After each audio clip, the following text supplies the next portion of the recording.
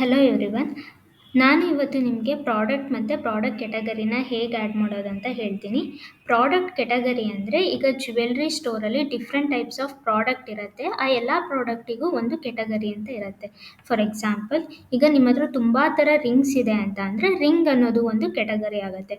ತುಂಬ ಥರ ಹಾರಗಳಿದೆ ಅಂತ ಅಂದರೆ ಹಾರ ಅನ್ನೋದು ಒಂದು ಕೆಟಗರಿ ಆಗುತ್ತೆ. ಆ ಹಾರದ ಕೆಳಗಡೆ ಬರೋವಂಥ ಐಟಮ್ಸ್ ಎಲ್ಲ ಹಾರದ್ದು ಪ್ರಾಡಕ್ಟ್ಸ್ ಆಗುತ್ತೆ.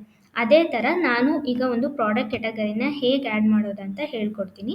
ಮಾಸ್ಟರ್ ಎಂಟ್ರೀಸಲ್ಲಿ ಪ್ರಾಡಕ್ಟ್ ಕೆಟಗರಿ ಮೇಲೆ ಕ್ಲಿಕ್ ಮಾಡಿ, ಅದಾದಮೇಲೆ ರೈಟ್ ಸೈಡಲ್ಲಿ ಆ್ಯಡ್ ಪ್ರಾಡಕ್ಟ್ ಕೆಟಗರಿ ಅಂತ ಕಾಣುತ್ತೆ, ಅಲ್ಲಿ ಕ್ಲಿಕ್ ಮಾಡಬೇಕು. ಅದಾದಮೇಲೆ ಇಲ್ಲಿ ನಿಮ್ಮ ಒಂದು ಪ್ರಾಡಕ್ಟ್ ಕೆಟಗರಿ ಏನಿರುತ್ತೆ ಅದನ್ನು ಆ್ಯಡ್ ಮಾಡಬೇಕು.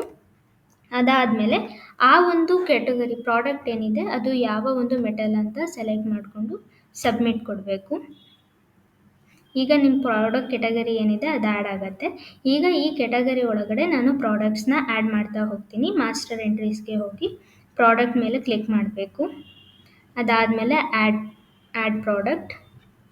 ಈಗ ನೋಸ್ ರಿಂಗಲ್ಲಿ ಯಾವ ಒಂದು ನೋಸ್ ರಿಂಗ್ ಅಂತ ಹಾಕಬೇಕದು. ಅದಾದಮೇಲೆ ಅದು ಯಾವ ಒಂದು ಕೆಟಗರಿಲಿ ಬರುತ್ತೆ ಅಂತ ಚೂಸ್ ಮಾಡ್ಕೋಬೇಕು. ಚೂಸ್ ಮಾಡ್ಕೊಂಡಾದ್ಮೇಲೆ ಸಬ್ಮಿಟ್ ಅಂತ ಕೊಟ್ಟರೆ ಪ್ರಾಡಕ್ಟ್ ಮತ್ತು ಪ್ರಾಡಕ್ಟ್ ಕೆಟಗರಿ ಎರಡೂ ಆ್ಯಡ್ ಆಗುತ್ತೆ. ಇದನ್ನು ನೀವು ಇಲ್ಲಿ ಹೋಗ್ಬಿಟ್ಟು ಎಡಿಟ್ ಮಾಡ್ಬೋದು ಅಥವಾ ಡಿಲೀಟ್ ಮಾಡ್ಬೋದು. ಇದಿಷ್ಟು ಪ್ರಾಡಕ್ಟ್ ಮತ್ತು ಪ್ರಾಡಕ್ಟ್ ಕೆಟಗರಿ ಆ್ಯಡ್ ಮಾಡುವಂಥ ಡೀಟೇಲ್ಸ್. Thank you.